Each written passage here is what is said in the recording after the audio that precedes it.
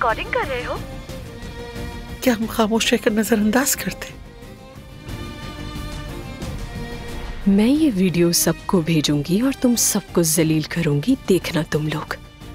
क्या तुम जानती हो इस सेक्सी चीज को? ऐसा ना करो।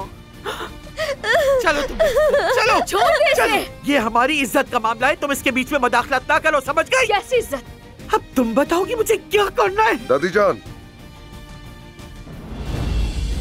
अगर फिर किसी ने भी सुहा की इज्जत के बारे में बात की या किसी ने उसे छुआ या किसी ने उसे परेशान किया तो उसका सामना मुझसे होगा। क्या अब आप समझे अब्बास कि ये सब मेरे लिए कितना दर्दनाक रहा होगा? मैं अपनी बेटी को अब मजीद नहीं देखना चाहता, उसे यहाँ से कहीं दूर ले जाओ। तुम यहाँ महफूज फिक्र की बात नहीं है। अजमत साहिबा, हम अब्बास साहब के हुक्म पर सुहा साहिबा को लेने आए हैं। अदनान के कमरे में सुहा साहिबा को लेने के लिए आया हूँ। ले जाकर तो दिखाओ। बीच में मत आए वरना अच्छा नहीं होगा।